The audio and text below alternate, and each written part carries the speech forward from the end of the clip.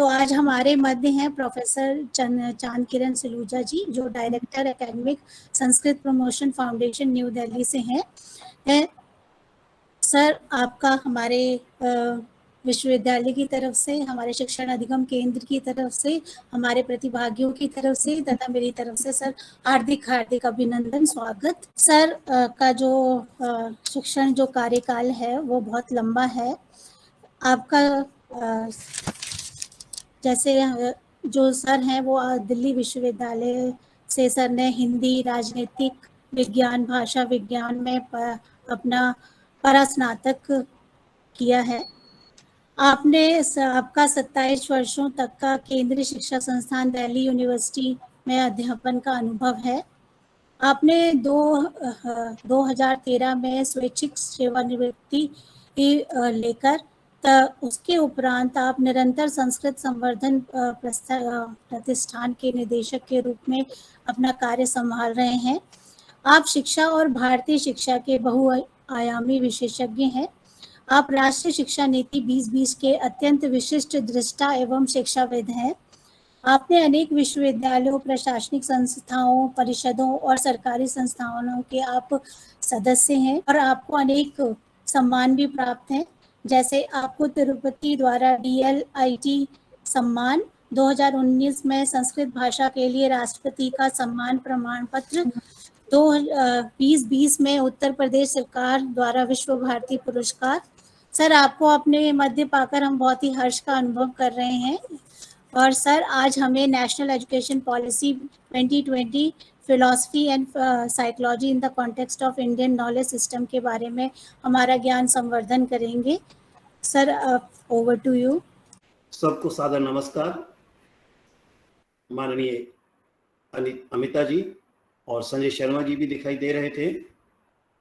मेरी ओर से सभी प्रतिभागियों को और प्रस्तुतकर्त्री को भी सादर नमस्कार। सभी साथियों को नमस्कार।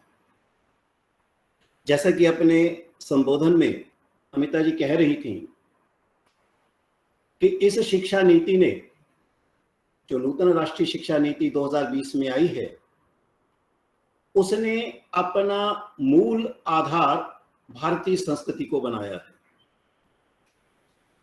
कुछ संकेत हम लेंगे, कुछ मुख्य बिंदु आपको मैं दिखाऊंगा।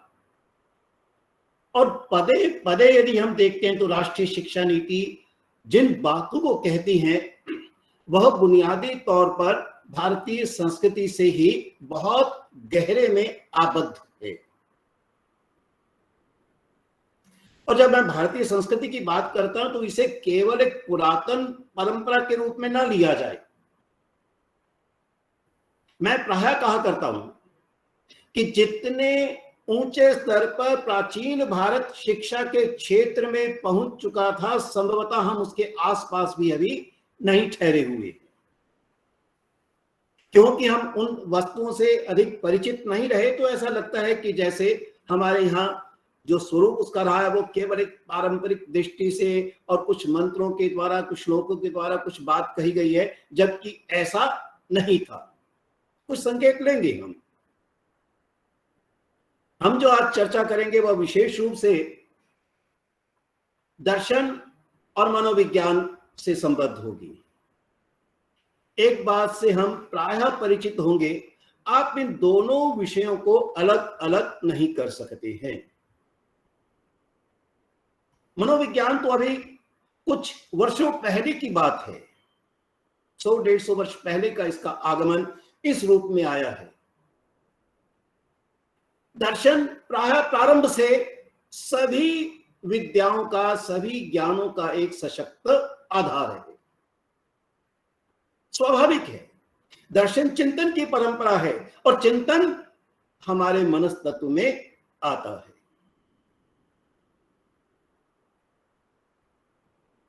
इस दृष्टि से दोनों में हम एक बहुत अधिक पार्थक्य नहीं देख पाएंगे।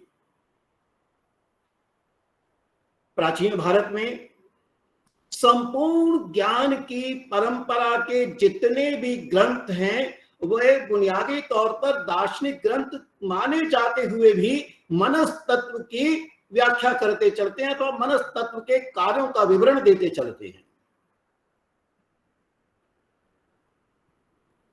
और यह भी स्पष्ट है कि शिक्षा भी बुनियादी तौर पर मनस्तत्व पर आधारित है।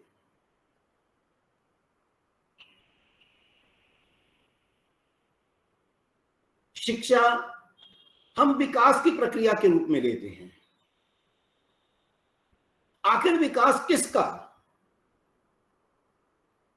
यह ठीक है कि मनोविज्ञान की व्यवहारवादी धारा में बात कह दी गई कि बच्चा जो है कोरी स्लेट है, टेबुला रासा के रूप में उसे व्यक्त किया गया है, लेकिन यह भी उतनी ही सच्चाई है कि यह केवल एक कोरी स्लेट नहीं है, जिसका स्पष्टीकरण 2005 में हम अपनी राष्ट्रीय शिक्षा की रूपरेखा के अंतर्गत वाइगोस्की के सिद्धांतों के अंतर्गत देख चुके हैं। और प्राचीन भारत ने तो इसे ईशोपनिषद में ही इतने सुंदर रूप में व्यक्त कर दिया था कि हिरण्मयेन पात्रेण सत्यस्यापि हितमुखम तत्त्वं पूषण अपावेनु सत्य धर्म दृष्टये। साथियों, लगभग 24-25 वर्ष पूर्व अंतरराष्ट्रीय स्तर पर जो शिक्षा आयोग डेरोस कमीशन के नाम से था, उसकी जो रिपोर्ट है, उसका जो प्रतिवेदन है, वो एक अद्भुत नाम लिए हुए है, द ट्रेजर विदिन। अर्थात संपूर्ण ज्ञान हम में निहित है, वो निधि है और उसी को विकसित करना है। अर्थात कोरी स्लेट नहीं है। भाषा कहीं बाहर से नहीं आती है, विचार कहीं बाहर से नहीं आते हैं। बाहर का जगत तो केवल प्रभावित करता है, उत्प्रेरित करता है, और भीतर की क्षमता किस प्रकार से बहिर्मुखी हो जाती है। इसलिए शिक्षा को प्रायः अंतर्निहित क्षमताओं के विकास की प्रक्रिया के रूप में देखा गया है।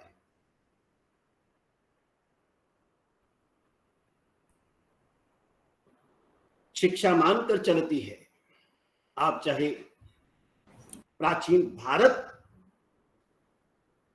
के स्वरूप को देखें, परिभाषा को देखें, अथवा वर्तमान के स्वामी विवेकानंद जिन्होंने वेदांत को अपना आधार बनाया, उन्होंने भी कहा बड़े स्पष्ट रूप से, अंतर्निहित ऊर्जा का विकास ही शिक्षा है।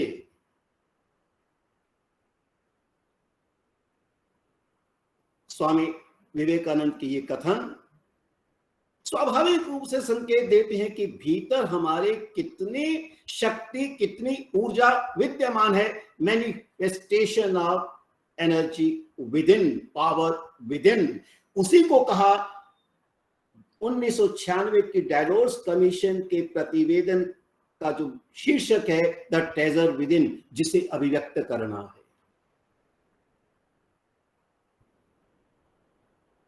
ग्रीक और लैटिन की परंपरा से भी जाते हैं तो एजुकेशन में ई भीतर रही ऊर्जा के प्रस्फुटनीकरण का ही साधन माना गया। ई ड्यूकवादी, हम इन परिभाषाओं से परिचित हैं।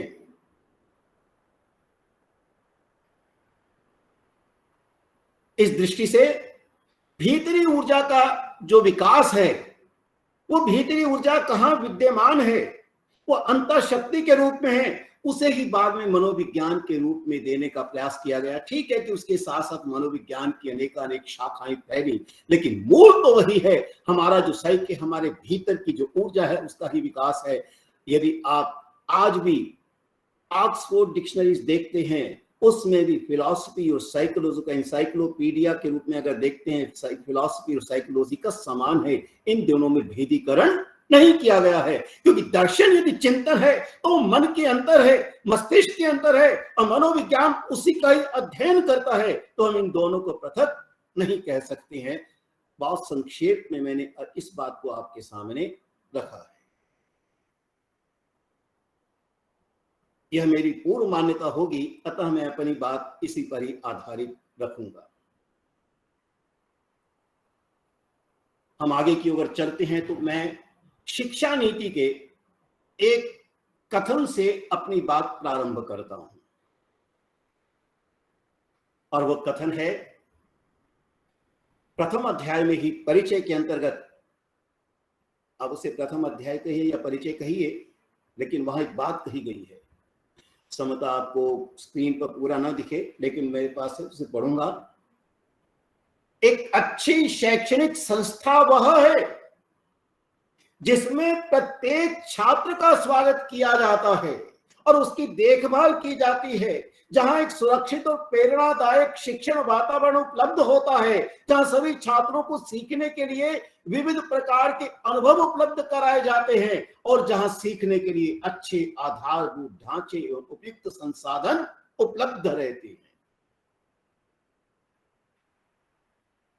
यह कथन बच्चे के स्वागत करने के प्रश्न को जब उठाता है, यानी उसकी क्षमताओं को स्वीकार करने का प्रश्न है, जो पहले सिद्धांत में आया है शिक्षा नीति के, जिसे हम अभी देखेंगे। उस बच्चे की सभी क्षमताओं का विकास, उसका स्वागत करना होगा, अर्थात उसे स्वीकार करना होगा, उसकी देखभाल करनी होगी, उसे सुरक्षित प्रेरणादायक वातावरण उपलब्ध कराना होगा। यानी जैसे बीज में पूरा वृक्ष विद्यमान होता है, लेकिन वातावरण के निर्माण का प्रश्न होता है। यदि वातावरण भली भांति निर्मित कर दिया जाता है, जल दिया जाता है, प्रकाश आने दिया जाता है, वायु को बहने दिया जाता है, खुदाई कराई जाती है, तो वह बीज, अगर उसमें सब कुछ विद्यमान है, वो प्रस्फुटित होता है और शनैः शनैः एक विशाल वृक्ष का रूप ले लेता है। भारत में उपनिषदों के अंतर्गत इस बच्चे को, मनुष्य को उसी बीज के समान माना गया है और बहुत ही सुंदर श्वेत केतु और आरुणि की कथा इस बात का संकेत देती हुई चलती है।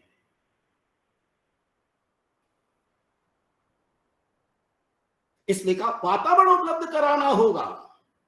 हम वातावरण कैसे निर्मित करेंगे, वो प्रेरणा कैसे प्राप्त करेगा, यानी पूरी तरह से यह कथन मनोवैज्ञानिक प्रक्रिया की ओर संकेत देता है, जहां यह दर्शन को प्रतिपादित करता है।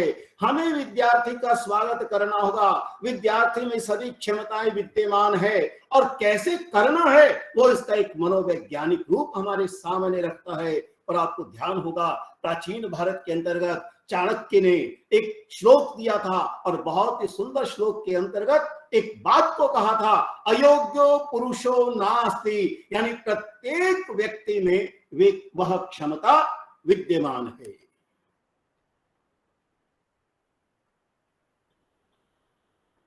इस प्रकार की सांस्कृतिक परंपरा को ध्यान में रखते हुए नीति कहती है,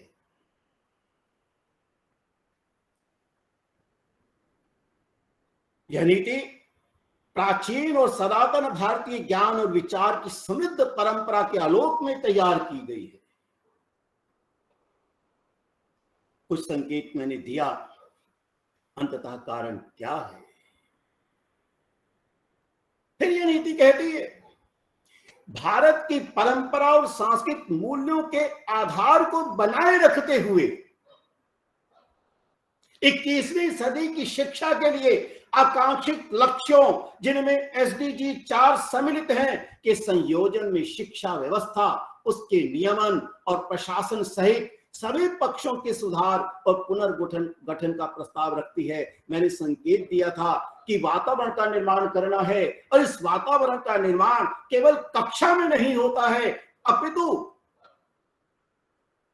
संपूर्ण विद्यालय का अथवा समाज का परिसर उसके लिए प्रमुख है। व्यवस्था कैसी है, नियमन कैसे हैं, प्रशासन का स्वरूप कैसा है, इस सब में उस प्रकार के प्रशासन के स्वरूप को ध्यान में रखते हुए इस प्रकार के वातावरण के निर्माण का प्रश्न उसे करना होगा कि बच्चे की जो भीतरी ऊर्जा है, जिसके लिए कहा प्रत्येक व्यक्ति में निहित रचनात्मक क्षमताओं के विकास पर विशेष बल देती है, वह रचनात्मक क्षमता बाहर आ जाए जो सीधे तौर पर व्यक्ति की मानसिक अवस्था की ओर संकेत देती चलती है।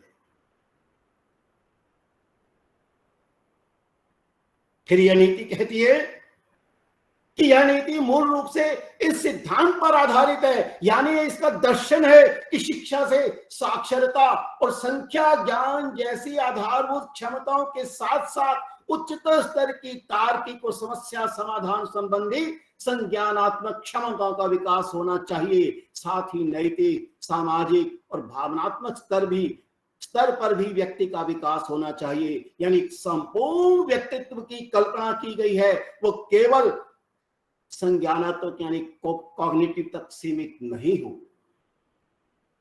वो कोनेटिव भी होगी, भावात्मक भी होगी, अफेक्टिव भी होगी। अर्थात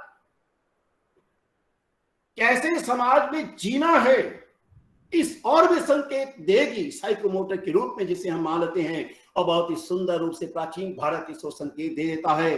आत्मा अरेवा श्रोतव्य, मंतव्य, निधिध्यासितव्य और श्रवण उसका संज्ञानात्मकता है, और बाकी जो है विचार है मनन के रूप में है, और उसका इस प्रकार से निधिध्यासन व्यावहारिकता है, जिसे यह नीति बार बार प्रॉब्लम सॉल्विंग के नाम से हमें परिचित कराती है। हमें ध्यान रखना होगा कि प्राचीन भारतीय परंपरा पूरी तरह से अनुभवों पर आधारित है, और मनोविज्ञान का आधार अनुभव है। इसीलिए प्रत्यक्षीकरण परसेप्शन को महत्व दिया जाता है। प्राचीन भारत में तो ज्ञान के दो रूप ले लिए गए। सामान्य ज्ञान जो अभी दूषित भी हो सकता है, अर्थात भ्रामक भी हो सकता है, लेकिन उसे परीक्षण के बाद, जो प्रत्यक्षीकरण के बाद जिसमें 6 प्रमाण मान लिए गए हैं, चाहे वह प्रत्यक्ष है, अनुमान है, या उसके बाद शब्द हो, उपमान हो, अर्थापत्ति हो, या फिर अभाव हो, इसके बाद जब ज्ञान का परीक्षण हो जाता है, टेस्टिंग जिसे हम कहते हैं, तब वह प्रमा बन जाता है। और इंद्रियार्थ सन्निकर्षा प्रत्यक्षण के माध्यम से एक लंबी व्याख्या के साथ न्याय दर्शन के अंतर्गत इसे बहुत सुंदर रूप में अभिव्यक्त करने का प्रयास किया गया है। हमारा प्राचीन भारत, मैंने संकेत दिया है, दर्शन और मनोविज्ञान को अलग नहीं करता है, क्योंकि दोनों का आधार मनस्तत्व है। दर्शन तत्व विवेचन का प्रश्न उठाता है, तो मनोविज्ञान उसकी साधनता के रूप में हमारे सामने आता है, कैसे उसे लाया जा सकता है। अगर मैं ऋग्वेद से भी प्रारंभ करता हूं, ऋग्वेद हो, यजुर्वेद हो, अथर्ववेद हो, आपका सभी संहिताएं, चारों ही सामवेद भी आ सकता है। औपनिषदिक साहित्य तो अद्भुत है, इस प्रकार से दार्शनिक और मनोवैज्ञानिक व्याख्या के रूप में, और उसका शिक्षा के साथ सीधा संबंध बनता है। उपनिषद शब्द अपने आप में ही एक मनोवैज्ञानिक तत्व की दृष्टि से छात्र और अध्यापक के साथ बैठना, चर्चा करना, विचार करना, संवाद करने का प्रश्न उठाता है। संपूर्ण औपनिषदिक साहित्य शिक्षा का पर्याय है। और मेरा मानना यह भी है, प्राचीन भारत में शिक्षा का अर्थ जिस अर्थ में हम ले रहे हैं उससे कुछ भिन्न है। वह भी है, कुछ भिन्न भी है। उसके लिए विद्या शब्द का प्रयोग किया गया है, जिसका हम संकेत आगे लेंगे। ब्राह्मण साहित्य बार बार एक शतपथ ब्राह्मण विशेष रूप से प्रश्न उठाता है कि अध्ययन निरंतर होना चाहिए। स्वाध्यायन मां प्रमदा के प्रश्न को बार बार उठाया गया है। कैसे उठ सकता है, कैसे हो सकता है यदि मेरा भाषा पर अधिकार नहीं होगा? कैसे हो सकता है मैंने जो सीखे केवल वहीं तक सीमित रह गया हूं? इसलिए शिक्षा नीति कहती है भाषा पर अधिकार होना चाहिए, जिसे हम आगे थोड़ा और संकेत उसका विशद रूप थोड़ा देखेंगे। यानी भाषा को सशक्तिकरण का साधन माना है, और इसीलिए प्रारंभिक 5 वर्षों को उसने लिटरेसी के साथ जोड़ा है, साक्षरता के साथ जोड़ा है, तर्क की दृष्टि से गणित के साथ जोड़ा है, और साथ में सीखने के स्वरूप को उसने हाउ टू लर्न पर प्रश्न उठाया है। सिखाया जाए, कैसे सीखा जाए, तभी वो स्वाध्याय के रूप में आजीवन चलता जाता है। दर्शन परंपरा में, चाहे वो न्याय है, वैशेषिक है, सांख्य है, योग है, न्याय मीमांसा है, वेदांत है, बौद्ध दर्शन है, जैन दर्शन है, चार्वाक दर्शन है। चार्वाक तो सीधे तौर पर प्रत्यक्षीकरण का प्रश्न उठा देता है। महाभारत और श्रीमद् भगवद गीता में तो स्थित प्रज्ञता का मूल प्रश्न उठता है, जो मनोवैज्ञानिक प्रक्रिया है। रामायण पूरी तरह से मनोभावों का स्वरूप क्या है। महाभारत सीधी तरह से कितने प्रकार के भाव मनुष्य में हो सकते हैं, उनका पात्रों के द्वारा चित्रण करता चला जाता है। और लौकिक साहित्य अंतर्गत महाकाव्य, नीति साहित्य, नाट्य परंपरा के द्वारा मूल रूप से उन सिद्धांतों को कैसे जीवन के व्यावहारिक रूप से जोड़ा जा सकता है, इस लौकिक साहित्य की विभिन्न सूक्तियां, विभिन्न श्लोक, जीवन कैसे जिया जाता है, मन को कैसे विकसित किया जा सकता है, किस प्रकार से उस रूप को सामने लाया जा सकता है, उसकी चर्चा करते हुए महाकाव्य और नाट्य परंपरा हमें न जाने कितने बिंदुओं के साथ जोड़ती चली जाती है। भर्तृहरि का तीनों शतक पूर्णतया मनोवैज्ञानिक स्वरूप को हमारे सामने रखते हैं कि मनुष्य को जीवन कैसे जिया जाना चाहिए,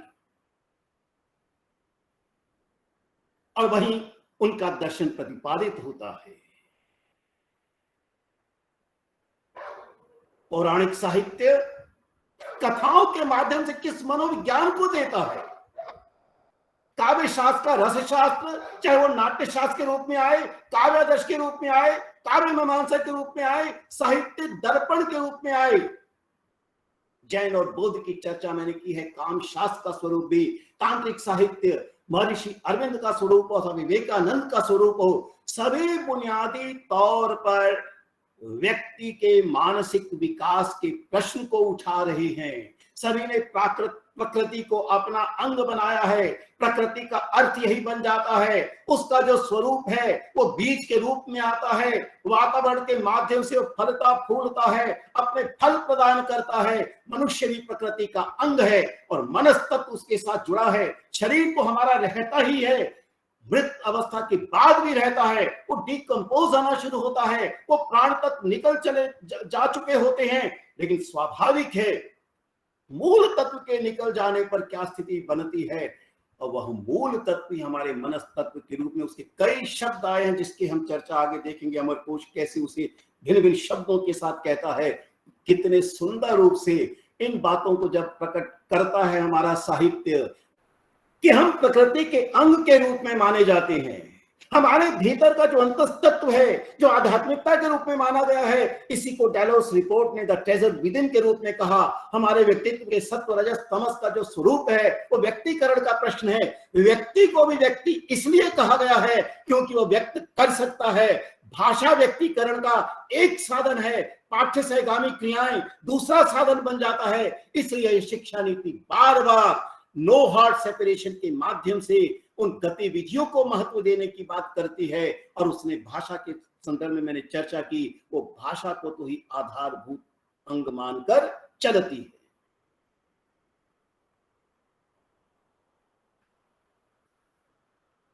यह राष्ट्रीय शिक्षा नीति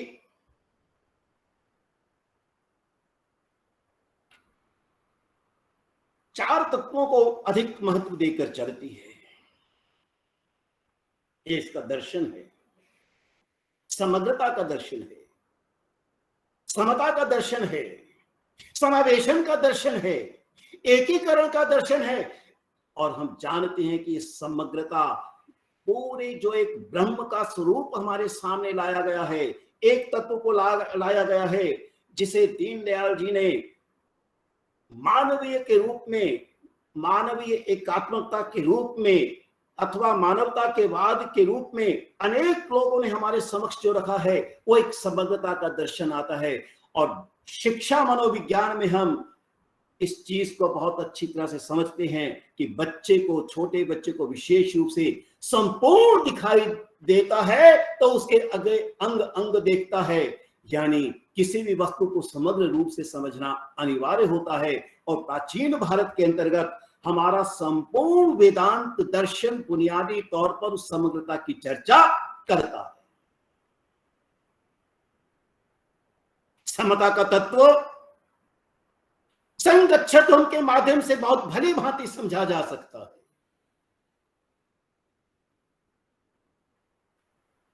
आधुनिक दृष्टि से भारतीय संविधान जिस समता की चर्चा करती है और जिसे बार बार यह शिक्षा नीति कहती है, वो बुनियादी तौर पर प्राचीन भारत में जब सर्वे भवन्तु सुखिना का प्रश्न आता है, उसमें समता आती है, उसी में समावेशन आता है और वही एकीकरण का साधन बनता है। आज के युग में संपूर्ण विश्व इसी चीज को देख रहा है। माननीय अमिता जी कह रही थी कि भारत विश्व गुरु के रूप में और इन तत्वों के लिए आज संपूर्ण विश्व भारत को देख रहा है। ठीक है कि बीच में झगड़े भी कराए जा रहे हैं, आज का समाचार पत्र भी उन बातों को उभारता है, लेकिन उसके बाद भी कहीं ना कहीं एक मूल तत्व है जिसकी ओर सब भारत की ओर देखते हैं, और विशेष रूप से पारिवारिक स्वरूप जो है वह अपने आप में इसका एक अद्भुत रूप है। न्याय दर्शन में इंटीग्रेशन का प्रश्न एक अद्भुत तरीके से दिखाया गया है।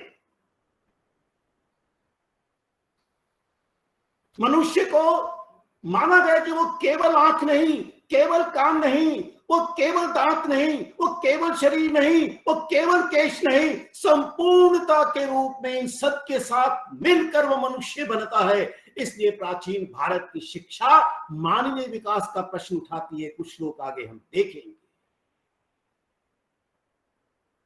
कैसे किया जाना है, वो मनोवैज्ञानिक प्रक्रिया के रूप में हमारे सामने आता है। और बहुत ही सुंदर रूप से यह शिक्षा नीति अपने प्रारंभ में ही एक स्थान पर कहती है, the aspirational goals of 21st century education while remaining consistent with India's traditions and value system। और वो इंडिया का ट्रेडिशन और वैल्यू सिस्टम क्या है, मैंने कुछ संकेत दिया है। और वैल्यू को तो आप बहुत ही अच्छे ढंग से समझ सकते हैं। ये धर्म है जिसे कहा गया है, जिसके लिए कहा गया है धृति ही क्षमा दमोस्तेयम शौचम इंद्रिय निग्रह धीर विद्या सत्यम क्रोधो दशकम धर्म लक्षणम। ये दसों के दसों तत्व आज अनिवार्य हैं। लोगों में धैर्य नहीं रहा, धृति, इसलिए झगड़े हो रहे हैं। हम दूसरे को क्षमा नहीं कर पाते, धृति क्षमा, हमें अपने मन पर वश नहीं है, दमो, हम क्रोधित होते हैं, बौद्धिकता से कार्य नहीं लेते हैं, भावनाओं में बहते हैं। प्राचीन भारत में तो संपूर्ण संकल्पना को तैत्तिरीय उपनिषद के माध्यम से जब संपूर्ण व्यक्ति को देखता है तो उसे 5 कोशों में कहता है कि यह अन्नमय कोश है, यह प्राणमय कोश है, यह मनोमय कोश है, यह विज्ञानमय कोश है, यह आनंदमय कोश है। और इसका अर्थ है कि संपूर्णता का विकास होना चाहिए। मनोविज्ञान इस बात पर बल देता है, जिसकी चर्चा यह नीति करती है कैसे इनका विकास किया जा सकता है। वो समग्रता है, सबको महत्व देना समता है, सबको उसके साथ जोड़ना समावेशन है, सबको इकट्ठा ले आना वो एकीकरण है। संपूर्ण शिक्षा नीति 4 तत्वों को अपने दर्शन के रूप में देखती है और किस प्रकार से लाया जाए भाषा अथवा मल्टीडिसिप्लिनरी के रूप में इन तत्वों को हमारे सामने रखते हुए संपूर्ण शिक्षा के स्वरूप को समाविष्ट करती हुई चलती है। इससे बड़ा क्या उदाहरण हो सकता है। यह शिक्षा नीति अपने 3रे अध्याय में ड्रॉप आउट्स की जब चर्चा करती है, उनके लिए क्या क्या किया जा सकता है, उन्हें कैसे इंक्लूसिवनेस के साथ जोड़ा जा सकता है, कैसे एकीकरण के साथ जोड़ा जा सकता है। एक अद्भुत प्रकार का स्वरूप शिक्षा का जो हमारे सामने यह रखा है, वह मूलतः भारतीय दर्शन की 4 तत्वों पर आश्रित है और कैसे उसे मनोवैज्ञानिक प्रक्रिया में ले जाना है, इसकी चर्चा वह करती है।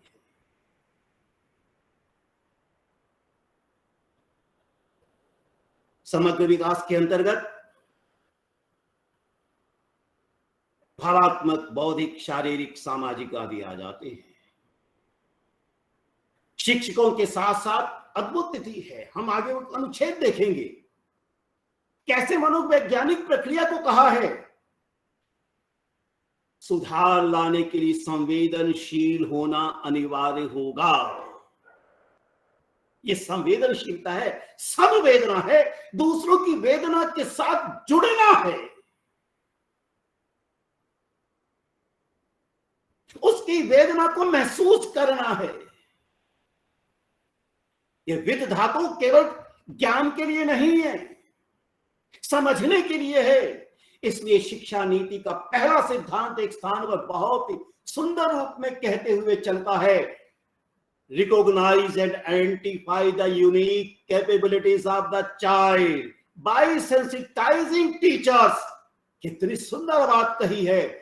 बच्चों की क्षमता को महत्व देना हमारा दर्शन है, और सेंसिटाइज होना, संवेदनशील होना, और केवल टीचर्स का नहीं, अभिभावकों का भी, teachers as well as parents, to promote the child's holistic development, जिसे हमने समग्र विकास कहा है, with focus not only through academic performance but in overall sphere of the development carried out by keen observation of the child। बिना sensitive हुए, बिना संवेदनशील हुए, बिना दूसरे के दुख में कैसे अनुभूत किए हुए हम कैसे परिवर्तन ला सकते हैं, यह मनोवैज्ञानिक प्रक्रिया, यह शिक्षा नीति जब कहती है तो प्राचीन भारत के सिद्धांत पर आश्रित होती है।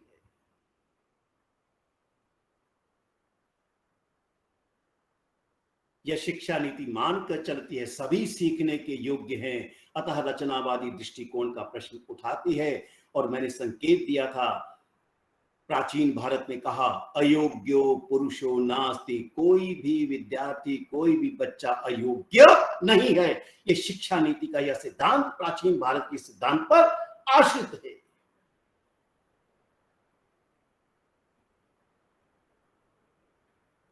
यह शिक्षा नीति 5+3+3+4 के माध्यम से स्थानानुकूल शिक्षा की चर्चा करती है। अधिगमकर्ता की प्रकृति को पहचानने की बात करती है, विषय के स्वरूप को पहचानने की बात करती है, तब जाकर वो पैडागोजी बनती है, तब वो शिक्षण शास्त्र बनता है। और प्राचीन भारत ने बहुत ही सुंदर ढंग से इस बात को रखा था कि हर बच्चे की क्षमता भिन्न होती है। उत्तर रामचरित्र में एक श्लोक आता है जिसकी चर्चा मैं आगे करूंगा, आपके साथ वो दिखाऊंगा लिखित रूप में भी, कितने सुंदर ढंग से अधिगमकर्ता की प्रकृति को वहां अभिव्यक्त करती है। इन्हें केवल सिद्धांतों से नहीं सीखा जा सकता है। यह आज की कक्षा नहीं कि 50 विद्यार्थी मेरे सामने बैठे हैं, या 25 बैठे हैं, 30 बैठे हैं, अथवा शिक्षा नीतियां कह देते हैं कि 25 और 1 का आंकड़ा किस रूप में होना चाहिए। वह शिक्षा नीति तो बच्चे को समीप में बैठाकर उसे पूरा व्यवहारिक ज्ञान देती थी, गतिविधियां करवाती थी। आज हम उसे ठीक है विद्यालयों में भिन्न रूप में करते हैं। पुनः यह शिक्षा नीति जिसे परिवर्तित करने की चर्चा करती है, ये बार बार एक्सपीरियंशियल लर्निंग की बात करती है, अनुभवात्मक शिक्षण शास्त्र की बात करती है, क्योंकि वह अभिव्यक्ति का अवसर मिल सके बच्चों को। और शिक्षा नीति जिस अनुभव की बात करती है, प्राचीन भारत ने अनुभवों पर ही आधारित शिक्षा के स्वरूप को देखा है। मालविकाग्निमित्रम का श्लोक है, प्राय बार बार कहा करता हूं, जो पूरी तरह से व्यवहारिकता के साथ जुड़ा हुआ है। ये रटन पद्धति को हटाने की चर्चा करती है। परीक्षा के माध्यम से वो जान चुकी क्या स्थिति है। और प्राचीन भारत में परीक्षा का रूप भिन्न प्रकार से हुआ करता था, और वो संवाद के रूप में होता था, वो अंकों के साथ नहीं जुड़ा रहता था। ठीक है, स्थितियां बदली हैं, उस रूप में तो नहीं लाया जा सकता, लेकिन रचनात्मक आकलन के माध्यम से इसे बनाया जा सकता है, जिसकी चर्चा यह बार बार करती है। तार्किक निर्णय लेने की बात करती है, न्याय दर्शन उसी का ही है। नवाचार की बात करती है, ये बार बार हमारे प्राचीन भारत कहते हैं कि हर व्यक्ति दूसरे से भिन्न है, इसलिए समान पद्धति नहीं हो सकती, इसलिए वैयक्तिक अवधान की चर्चा करती है। रचनात्मकता और तार्किक सोच का विकास करना, आपसी संवाद का प्रश्न उठाना, सहयोग का प्रश्न उठाना, सामूहिकता को महत्व देना, जीवन कौशलों को महत्व देना, शिक्षण अधिगम प्रक्रिया में निर्माणात्मक सतत मूल्यांकन पर बल देना, पठन संस्कृति के निर्माण की चर्चा जो स्वाध्याय से जुड़ी है, पोषण एवं अधिगम का परस्पर संबंध बताती है, शिक्षण और छात्र के सशक्तिकरण की प्रक्रिया को महत्व देती है, ड्रॉप आउट्स की दर को किस प्रकार से कम किया जा सकता है उसकी चर्चा करती है, गतिविधि आधारित शिक्षण और अधिगम की प्रक्रिया की चर्चा करती है, व्यवहार द्वारा नैतिक विकास की चर्चा करती है, पाठ्यक्रमों में विकल्प की चर्चा करती है, योग्य आधारित छात्रवृत्तियों की चर्चा करती है, ग्रामीण क्षेत्रों में विशेष छात्रवृत्ति की चर्चा करती है जो अभिप्रेरणा का तत्व बनती है, शिक्षकों हेतु प्रेरणा एवं उनके सशक्तिकरण का प्रश्न उठाती है, स्थानीय क्षेत्रों में निश्चित व्यवसाय आदि की दृष्टि से कैसे विद्यार्थियों को शिक्षण के प्रति आने के लिए प्रेरित किया जाता है उसकी चर्चा करती है, बच्चा समझ सके इसलिए स्थानीय भाषा का उपयोग की चर्चा करती है, स्थानीय विशेषज्ञों को जोड़ने की चर्चा करती है, कार्य संस्कृति के निर्माण की चर्चा करती है, शिक्षक की क्षमता का वर्धन कैसे हो इसकी चर्चा करती है। यदि सार रूप में कहता हूं, सकारात्मक वातावरण जिसकी चर्चा मैंने प्रारंभ में की थी, एक वातावरण के निर्माण का प्रश्न उठवाती है और प्राचीन भारत की जो गुरुकुल परंपरा है ये उसी वातावरण के निर्माण के प्रश्न का मुख्य बिंदु हमारा रहा है। केवल इस शिक्षा नीति ने प्राचीन भारतीय परंपरा को अलंकारिक रूप में नहीं देखा है,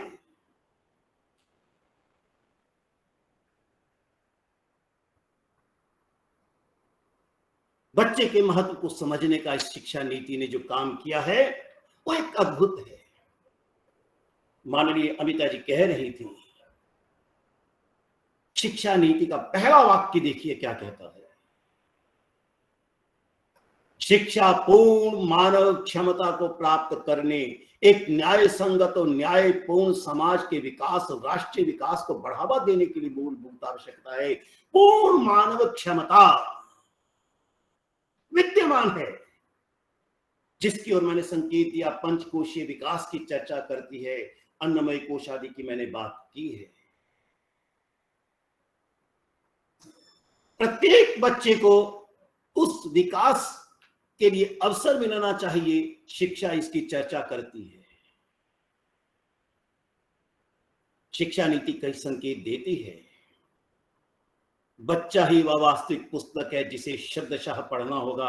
मैं बार बार इस वाक्य को दोहराता हूं, माननीय संजय जी परिचित होंगे, मैं कक्षाओं में भी इस बात को बार बार कहा करता था, child is the real book which is to be read word by word. और इसके लिए शिक्षक कैसा हो उसकी चर्चा करती है, उन्हें कैसे अधिकार कैसे प्रेरित किया जाए अपने 5.1 अनुच्छेद में। वो कहीं प्राचीन भारत के शिक्षक को देख रही है। शिक्षा नीति कहती है प्राचीन भारत में उत्कृष्ट विद्यार्थी ही शिक्षक बना करते थे और बच्चों की पहचान उनके अध्यापकों से मानी जाती थी, गुरुओं से मानी जाती थी, केवल डिग्रियों से उपाधियों से नहीं।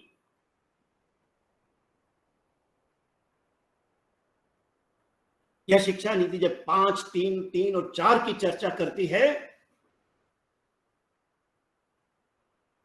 तो यह भी स्पष्ट करती है कि 3 से 8 वर्ष, 8 से 11, 11 से 14 और 14 से 18 की प्रत्येक आयु के विद्यार्थियों के बच्चों के लक्षण भिन्न है, इसलिए उसी तरह से ही शिक्षण का स्वरूप निर्धारित किया जाना चाहिए। इसलिए वो कहती है सभी अध्यापक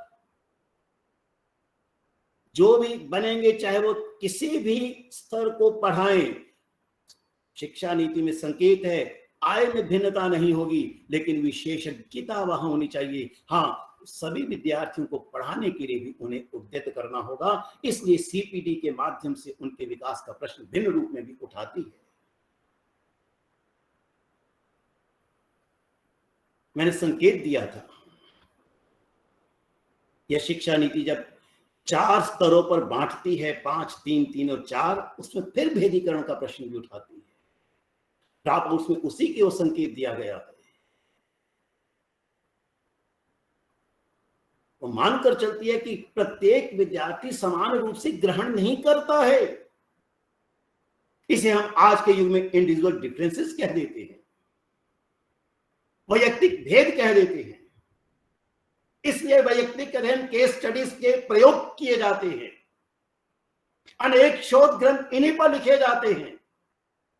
इस शिक्षा नीति में इन्हीं विषयों को लेकर अध्यापक जब पढ़ाएं उसके साथ साथ परियोजना या शोध को अनुमति देने की चर्चा भी की है। और प्राचीन भारत में बड़े सुंदर रूप में उत्तर रामचरित में, मैं तो एक उदाहरण दे रहा हूं जो प्रसिद्ध उदाहरण है, अन्यथा ऐसे न जाने कितने उदाहरण हैं।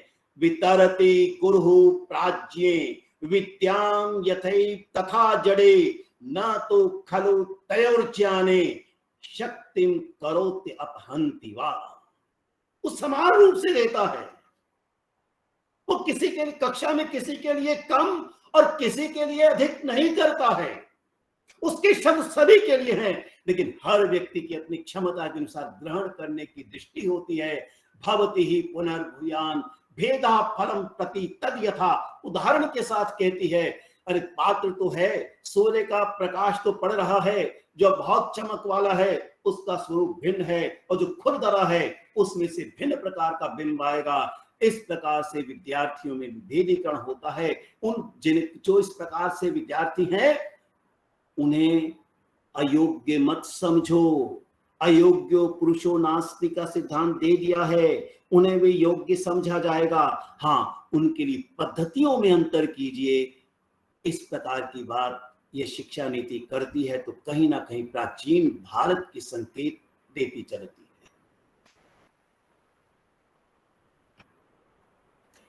यह नीति विशिष्ट विद्यार्थियों की भी चर्चा करती है। भेदीकरण का अन्य रूप है और कहती है प्रत्येक विद्यार्थी में जन्मजात प्रतिभाएं होती हैं जिन्हें खोजा जाना चाहिए, उनका पोषण किया जाना चाहिए, उन्हें बढ़ावा देना चाहिए, उनका विकास करना चाहिए। ये प्रतिभा अलग अलग रुचियों, प्रस्तावों और क्षमताओं के रूप में खुद को स्वयं को व्यक्त कर सकती है। जो छात्र किसी दिए गए दायरे में विशेष रुचि और क्षमताओं को दिखाते हैं उन्हें उस दायरे को सामान्य विद्यालय पाठ्यक्रम से परे भी अध्ययन करने के लिए प्रोत्साहित किया जाना चाहिए। इसलिए एक स्थान पर कहती है कि अनेकों पाठ्य पुस्तकों का उपयोग किया जाए, केवल एक पाठ्य पुस्तक पर आधारित नहीं रहा जाए। विद्यार्थियों की दृष्टि से भिन्न भिन्न पुस्तकें हो सकती हैं, इसलिए उसने शब्द का प्रयोग बंच ऑफ बुक्स, विभिन्न प्रकार के परियोजनाओं की चर्चा यह करती चलती है। शिक्षक शिक्षा में विद्यार्थियों की प्रतिभाओं, रुचियों की पहचान और इन्हें बढ़ावा देने की पद्धति सम्मिलित होंगी। सिखाना पड़ेगा अध्यापकों को बच्चे का निरीक्षण कैसे किया जाना चाहिए। ऑब्जर्वेशन स्किल्स देनी होंगी।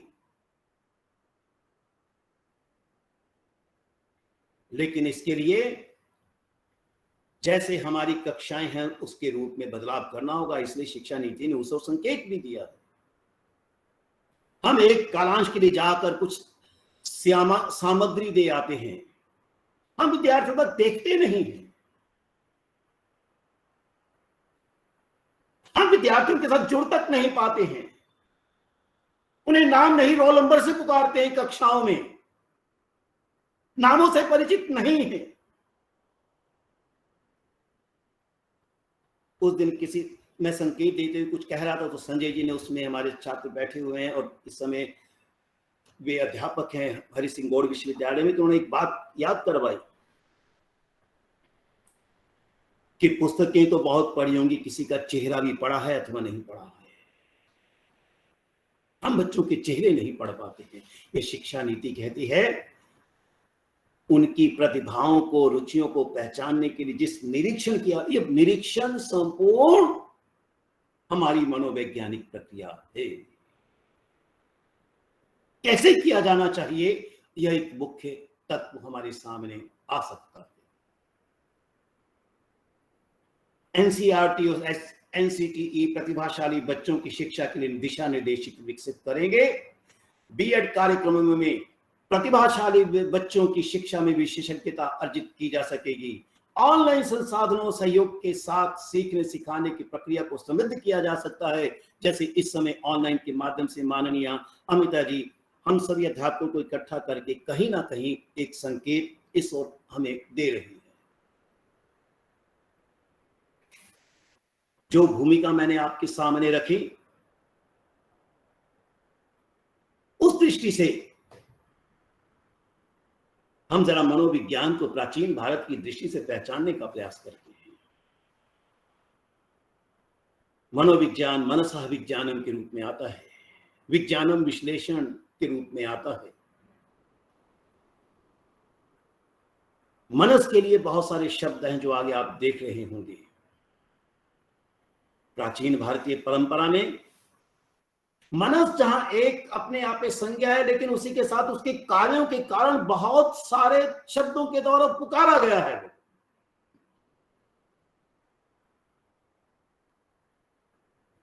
मन धातु ज्ञान के अर्थ में आई है, लेकिन अमरकोश जो संस्कृत का शब्द कोश है, मैंने केवल अमरकोश का उदाहरण दिया है, इसी तरह से हलायु शब्द कल्प रूप में भी इसकी और भी विस्तार से चर्चा है।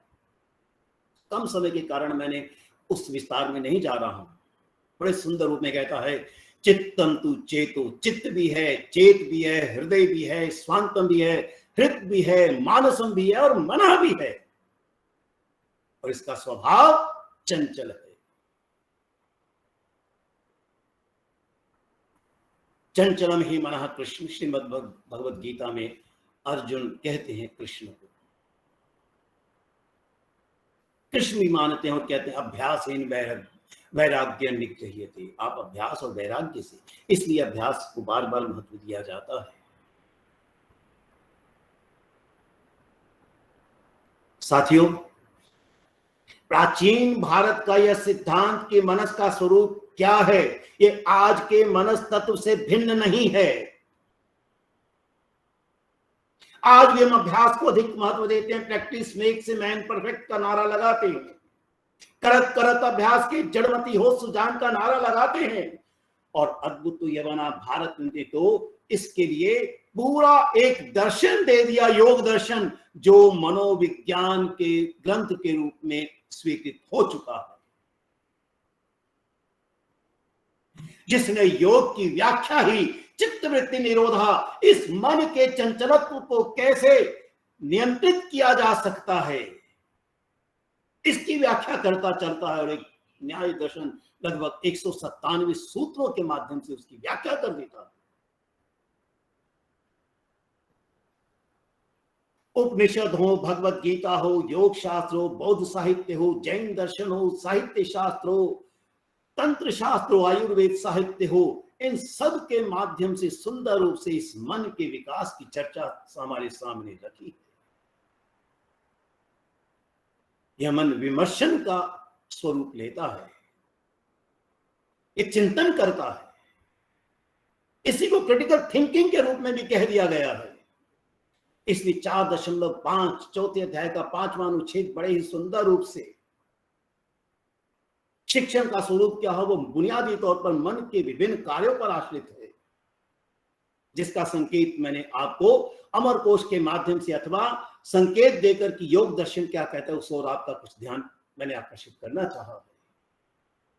ये कहता है, पाठ्यक्रम की विषय वस्तु को प्रत्येक विषय में कम करके अर्थात आलोचनात्मक चिंतन का विकास करना है, जिसे आज अध्यापक कहते हैं कि पाठ्यक्रम अधिक है। कहते हैं आप मूल अवधारणाओं पर बल दीजिए, पाठ्यक्रम कम किया जाए, लेकिन अत्यधिक आधारभूत तत्वों पर केंद्रित किया जाएगा। मैंने न जाने कितने विद्यार्थियों से, कितने अध्यापकों से मिलता हूं तो पूछा करता हूं कि आपके विषय को फिजिक्स क्यों कहा जाता है, बायोलॉजी क्यों, उसके क्या क्या तत्व हैं, how biology is different than chemistry and chemistry is different than history and history is, क्या इनमें सब समान तत्व भी है या नहीं है। एक संपूर्ण चिंतन अनिवार्य है। इसने कहा आलोचनात्मक चिंतन और समग्र खोज आधारित,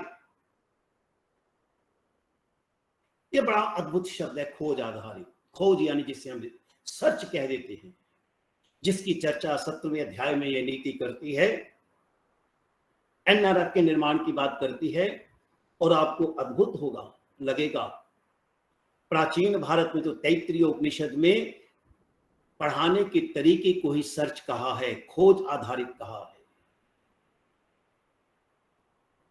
तैत्तिरीय उपनिषद कहता है आचार्यो पूर्व रूपम। ध्यान दीजिएगा, मैंने आचार्य शब्द का किया प्रयोग, शिक्षक, उपाध्याय अथवा गुरु का उपयोग नहीं किया। भेदीकरण है, समय नहीं इसलिए उसमें नहीं जा रहा हूं, लेकिन आचार्य शब्द का एक विशिष्ट अर्थ है, खोजिएगा। खोज आधारित तो कहता है आचार्य पूर्व रूपम अंतेवासी उत्तर रूपम विद्या संधि, दोनों को जोड़ती है। देखिए, प्रवचनम संधानम, वो संधान है, खोज है।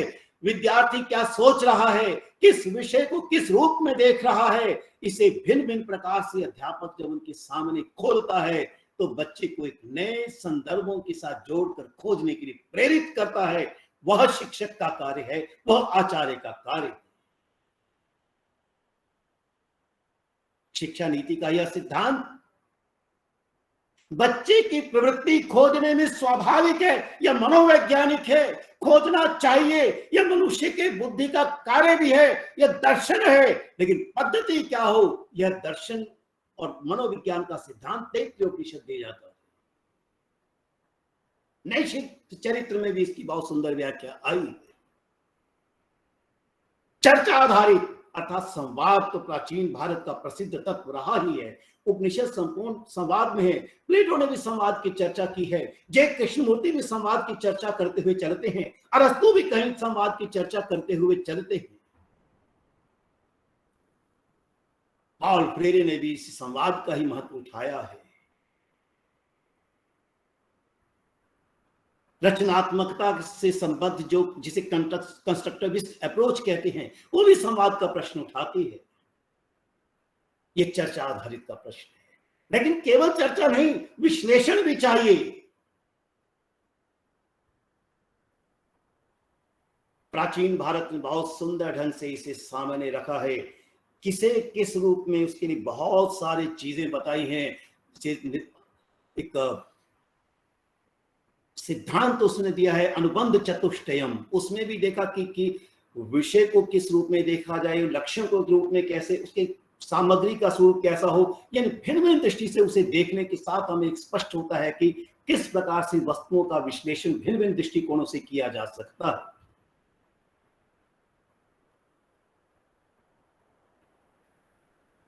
यह विषय वस्तु मुख्य अवधारणाओं, विचारों, अनुप्रयोगों और समस्या समाधान पर केंद्रित होगी। शिक्षण और सीखना अधिक संवादात्मक पद्धति से संचालित होगा। प्रश्न पूछने को प्रोत्साहित किया जाएगा। मैंने संकेत दिया है संवादात्मक शैली उसे प्रश्न परिभाषित है, और ये प्राचीन भारत में तो परीक्षा का मूल आधार ही प्रश्नोत्तर की पद्धति रही है। वो समेटिव पर नहीं, फॉर्मेटिव पर। फॉर्मेटिव शब्द आज का जरूर है, लेकिन यह निश्चित है कि इसकी परंपरा एक प्राचीन काल से चली आ रही है। विद्यार्थियों से सुनने के बाद ही अध्यापक उसका विस्तार किया करता था।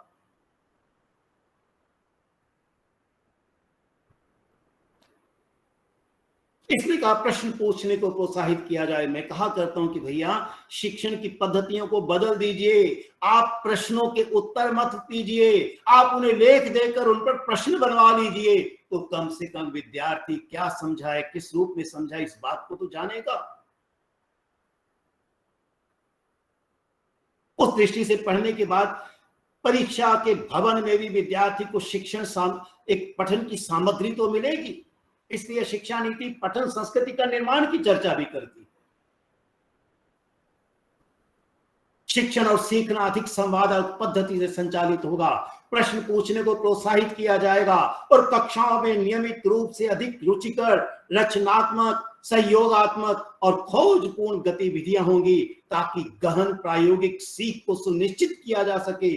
प्रवचनम संधानम वही कहता है, और कितने सुंदर रूप से इस व्यवहारिक रूप को मालविकाग्नि मित्रम में कालिदास लिखते हैं। शिष्टा क्रिया कस्यचित् आत्म संस्था संक्रांति अन्यस्य विशेष युक्ता यस्योभयम साधु च शिक्षकाणाम धुरी प्रतिष्ठापयितव्य एव।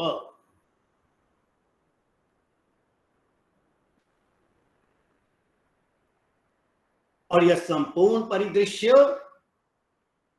मैंने संकेत दिया था प्रारंभ में भूमिका के अंतर्गत, बच्चे को कोरी स्लेट नहीं मानता है। प्राचीन भारत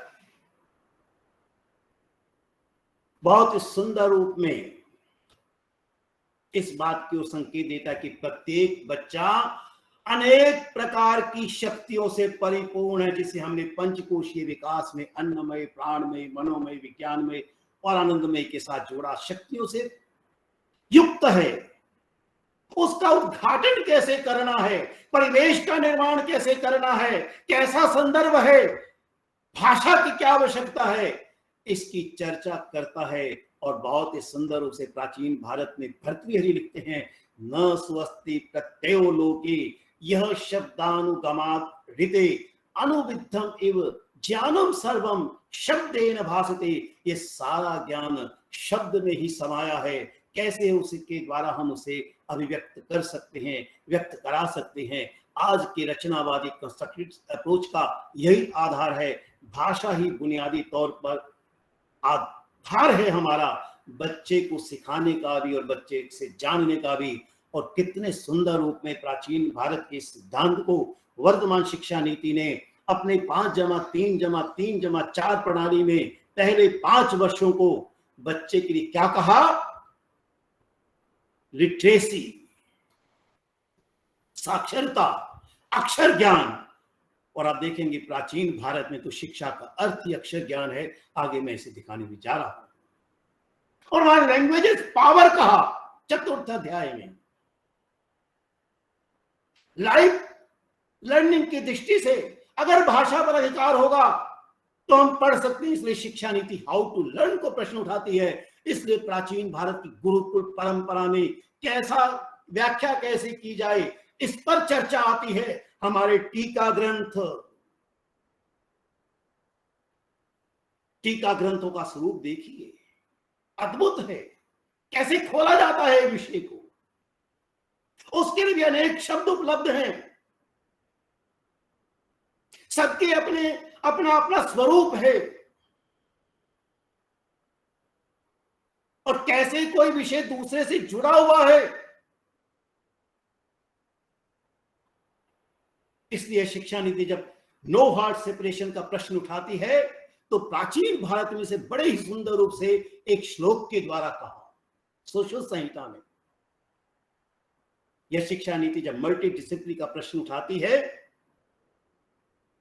और कहती है क्यों आवश्यक है, उसकी चर्चा करती है कि संपूर्ण ज्ञान की एकता और अखंडता को सुनिश्चित करने के साथ साथ एक बहुविषयक संसार के लिए विज्ञान, सामाजिक विज्ञान, कला, मानविकी और खेल के बीच एक बहुविषयक और समग्र शिक्षा का विकास करना होगा। और सुश्रुत संहिता में बहुत ही सुंदर रूप में एक श्लोक आता है, एकम शास्त्रम अधीयानो न विद्याशास्त्र निश्चयम।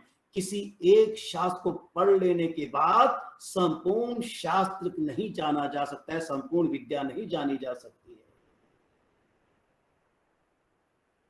तस्मात् बहुश्रुतः शास्त्रम। इसलिए सभी शास्त्रों को सुनना चाहिए।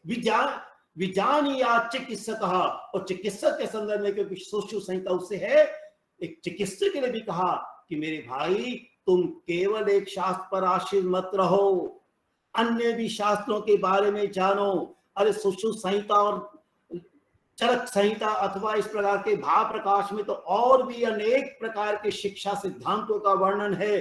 कितने सुंदर रूप में, जिसे आज मल्टी डिसिप्लिनरी कहा गया है। कैसे एक शास्त्र दूसरे से जुड़ा है, यह एक दार्शनिक पक्ष है। और कैसे एक शास्त्र को दूसरे शास्त्र से जोड़कर देखा जा सकता है, वो एक मनोवैज्ञानिक पक्ष है। और सुंदर रूप से हमारे विभिन्न ग्रंथ इसकी व्याख्या करते हुए चलते हैं।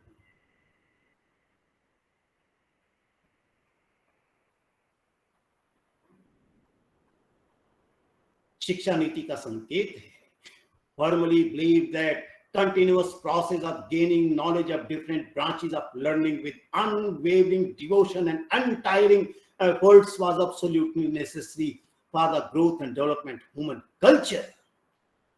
मानवीय संस्कृति के लिए सभी विषयों की आवश्यकता है। हम उसे ह्यूमन के रूप में, एक मानव के रूप में विकसित करने जा रहे हैं, तो कैसे हम किसी एक विषय के साथ जोड़ा जाए। अद्भुत लगता है जब किसी से बात करो, हम कहते हैं कि भाषा आपकी है। सर हम तो फिजिक्स के छात्र हैं, हम तो गणित के छात्र हैं, हम समाज विज्ञान के, राजनीति विज्ञान के छात्र हैं, इसलिए भाषा नहीं आती। मैं कहता हूं अरे भाषा तो 10वीं तक पढ़ाई जाती है, बाद में तो विषय पढ़ाया जाता है। भाषा पर अधिकार इसलिए करवाया जा सकता है कि विषय को समझा जाए।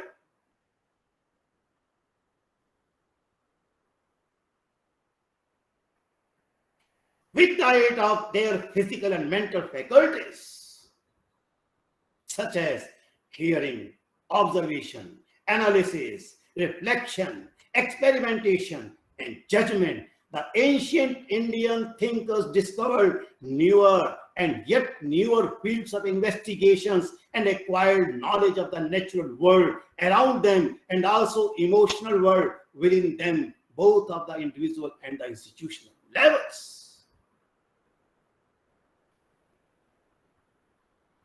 यह प्राचीन भारत का सिद्धांत रहा।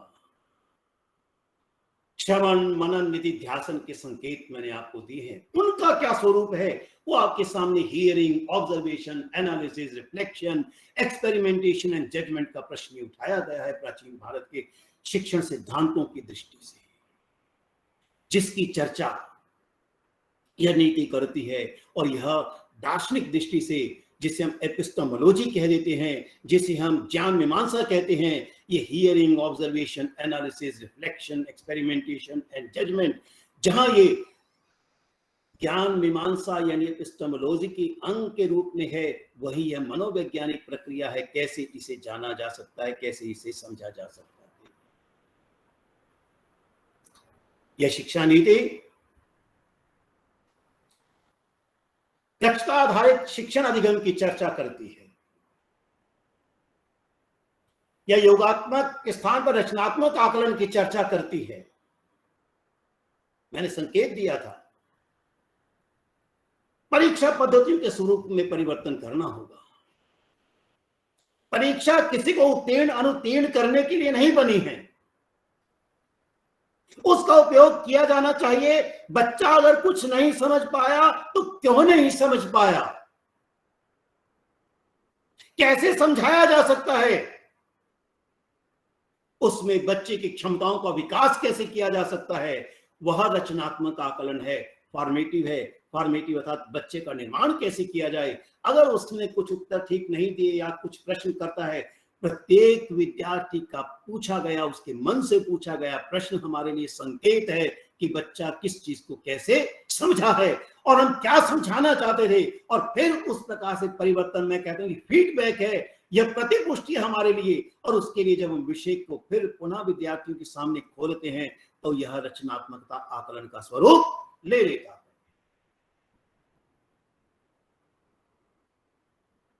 बच्चे का रचनात्मक विकास है, इसलिए मनोविज्ञान है।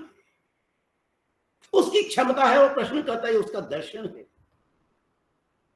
विश्लेषण, तर्क और चिंतन आदि के माध्यम से करता है। यह उसके दर्शन का शिक्षण शास्त्र माना जा सकता है, अथवा उसका एपिस्टेमोलॉजिकल संज्ञानात्मक अथवा उसका ज्ञान मीमांसा का रूप ले सकता है। यह शिक्षा नीति 360 डिग्री बहुआयामी पत्र की चर्चा करती है। सीधा है, यहां संज्ञानात्मक विकास भी है, भावात्मक भी है, उसका अबोधनात्मक, भिन्न भिन्न प्रकार के जितने भी विकास हैं, जिससे मैंने अन्नमय कोश आदि की दृष्टि से कहा है, बच्चे के विकास के साथ जुड़ा है। अर्थात बच्चे को इस प्रकार से विकसित करना, यह हमारा दार्शनिक पक्ष है। तो कैसे विकसित किया जाएगा, यह मनोवैज्ञानिक पक्ष है। उस पर संज्ञानात्मक, भावात्मक, साइकोमोटर डोमेन में किस प्रकार से हम एक विद्यार्थियों के इस प्रकार की प्रकृति को विकसित कर सकते हैं, कहीं ना कहीं ये शिक्षा नीति उसका संकेत देती चलती है। उसमें चाहे स्व मूल्यांकन हो, सहपाठी मूल्यांकन हो, परियोजनात्मक कार्य हो, खोज आधारित अध्ययन हो, प्रश्नावली हो, भूमिका निर्माण हो, समूह कार्य के रूप में आ जाए, पोर्टफोलियो के रूप में आ जाए, शिक्षक मूल्यांकन करे, अर्थात भिन्न भिन्न प्रकारों से इन चीजों को समझा जा सकता है।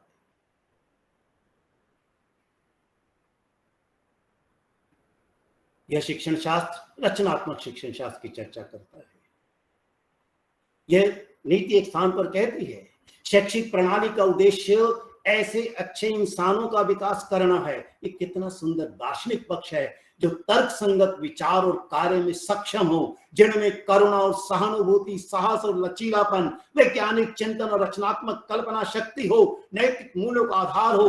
और प्राचीन भारत में तो शिक्षा जीवन मूल्यों के रूप में आई है, विद्या के रूप में आई है।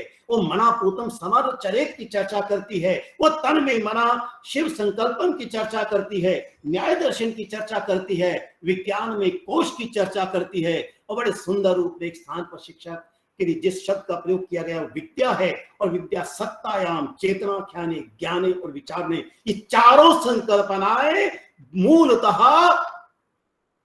मनोवैज्ञानिक हैं। क्या विद्या ग्रहण के पश्चात वो अपने अस्तित्व को, अपनी पर्सनालिटी को, अपने व्यक्तित्व को समझ सकता नहीं। सत्तायाम, मेरी एग्जिस्टेंस क्या है, ये एग्जिस्टेंशियलिज्म फिलॉसफी का इसी पर आधारित है। यही विद्या धातु का चेतना भी है। चेतना मनोवैज्ञानिक संकल्पना है और प्रत्येक व्यक्ति चेतना युक्त है, यह एक दार्शनिक तत्व है। ज्ञान पर चर्चा करना दर्शन है। ज्ञान कैसे पाया जाएगा, यह मनोविज्ञान बनता है। उसका सुंदर वर्णन नीति जो करती है वो हमारे प्राचीन ग्रंथों में मैंने कुछ संकेत दिए हैं।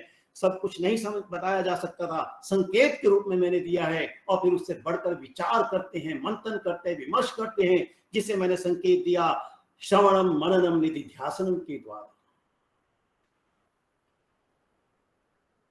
ये नीति कहती है सर्वस्य लोकस्य प्रवृत्ति ही विद्यापूर्वकम भवति।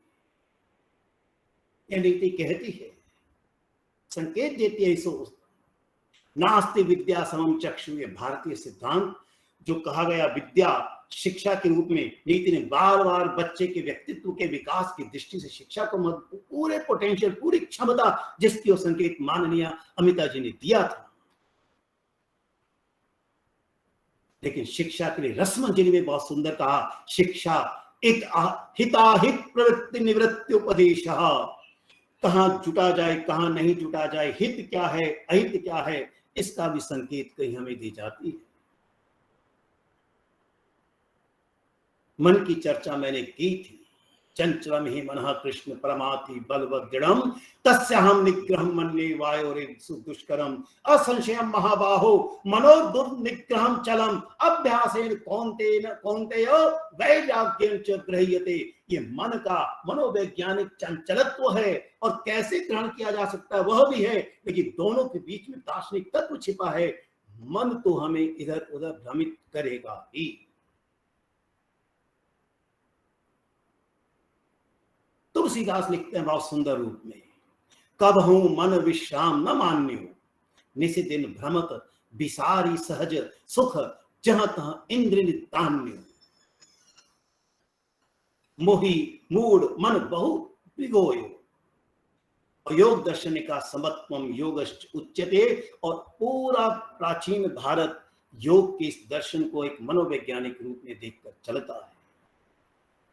संपूर्ण शिक्षा का संकेत ये योग चित्तवृत्ति निरोधा जो योग शास्त्र का सिद्धांत है, इसका सुंदर वर्णन एक व्यक्तित्व कैसा होना चाहिए गीता में 20वें अध्याय में स्थित प्रज्ञ के द्वारा दिया गया है। प्रजहाति यदा कामान सर्वान पार्थ मनोगतान आत्मनेव आत्मना तुष्टः। कितना सुंदर वाक्य है, जो पूरी शिक्षा का एक संकेत है, जो दर्शन भी है और जो मनोविज्ञान भी है। आत्मनेव आत्मना तुष्टः स्थित प्रज्ञस्तदुच्यते यह सर्वत्राण विस्नेह प्राप्य शुभाशुभम नाभिनंदति न द्वेष्टि तस्य प्रज्ञा प्रतिष्ठता। अर्थात वो स्वयं ही आत्मनि एव आत्मना तुष्टः, अपने में अपने द्वारा ही तुष्टि पाई जा सकती है। किसी के समझाने के माध्यम से यह नहीं आता है। साथियों, इस प्रकार की स्थिति की दृष्टि से इस शिक्षा नीति ने बड़े ही सुंदर रूप में 4.4 अनुच्छेद में कहा, The key overall thrust of curriculum and pedagogy reform across all stages will be to move the education system towards real understanding and towards learning how to learn and away from the culture of rote learning, to create holistic and well-rounded individuals equipped with 21st century skills. मेरा मानना है, इस समय को ध्यान में रखते हुए मैं इसकी व्याख्याएं नहीं कर रहा हूं, लेकिन हम इसका संकेत ले चुके हैं कि अंततः यह शिक्षा नीति हमें किस प्रकार से हमारे दर्शन आदि को देते हुए और किस प्रकार से एक मनोवैज्ञानिक प्रक्रिया को अपनाती है। चतुर्थ अध्याय में विभिन्न स्थानों पर इसकी चर्चा हमें प्राप्त होती है। इसने वैज्ञानिक अभिवृत्ति और प्रामाणिकता से परिपूर्ण चिंतन का प्रश्न उठाते हुए, रचनात्मकता नवाचारिता का प्रश्न उठाते हुए, सौंदर्यात्मक कलात्मकता के भाव का प्रश्न को उठाते हुए, मौखिक लिखित संप्रेषण की चर्चा करते हुए, स्वास्थ्य एवं पौष्टिकता की चर्चा करते हुए, मिड डे मील के साथ साथ प्रातः की अल्पाहार की चर्चा भी की, जिसके साथ बड़ा जुड़ मनोवैज्ञानिक तत्व है। बच्चा भूखा है तो समझ नहीं पाएगा और गरीबी उसके साथ है, ये इंक्लूसिवनेस के साथ भी जुड़ जाता है। यह दार्शनिक पक्ष भी है कि बच्चे का शरीर स्वतंत्र स्वस्थ होना चाहिए, जिसकी ओर संकेत तैत्तिरीय उपनिषद में अन्नमय कोश के साथ देने का प्रयास किया था। शरीरम माध्यम खलु धर्म साधन की चर्चा भी की। शारीरिक शिक्षा, पुष्टता, स्वास्थ्य एवं क्रीड़ा की चर्चा यह करती है। सहयोग और सामूहिक कार्य की चर्चा करती है। समस्या समाधान और तार्किक चिंतन की बात करती है। व्यवसायिक प्रदर्शन और कौशल की चर्चा करती है। डिजिटल साक्षरता, कूटीकरण, संगणकीय चिंतन की चर्चा करती है। मानवीय एवं संवैधानिक मूल्यों के संज्ञानात्मकता की चर्चा करती है। व्यवहारिक परिप्रेक्ष्य में नैतिक तार्किकता की चर्चा करती है। नैतिक विचार है। इस प्रकार से यह शिक्षा नीति बहुत से बिंदुओं को हमारे सामने रखती हुई चलती है, लेकिन उसका मूल तत्व जो है, अंत में कहूंगा, दो बिंदुओं की ओर ये हमारे सामने लाती है। दो शब्द इसके बड़े प्रिय मुझे लगा करते हैं। एक उसका जिज्ञासा, क्यूरियोसिटी टू नो, और स्वाध्याय मां प्रमदा, और ये स्वाध्याय एम्पावरिंग द स्टूडेंट है, बच्चे को सशक्त करने की प्रक्रिया है। ये पठन संस्कृति का प्रश्न है, उसके निर्माण का प्रश्न है, जिसको वे 2.8 अनुच्छेद में हमारे सामने रखती है। साथियों, इतनी बात कहकर यह शिक्षा नीति बुनियादी तौर पर हमें प्राचीन भारत के सिद्धांतों को किस प्रकार से आज प्राप्त किया जा सकता है उस ओर देती है। और उसके लिए बहुत सारे शोध की दृष्टि से भी इसमें बहुत सारी सामग्री उपलब्ध है। मेरा मानना है कि यह शिक्षा नीति जब कहती है कि हमने इसे प्राचीन भारत के साथ जोड़ा है, कुछ संकेत मैंने आपके सामने रखे हों, मैंने यदि कुछ समय अधिक लिया हो तो क्षमा चाहूंगा, और इतनी बात कहकर मैं अपनी बात को यहीं समाप्त करूंगा। आप सबने धैर्यपूर्वक सुना, इसके लिए मैं धन्यवाद दूंगा। धन्यवाद।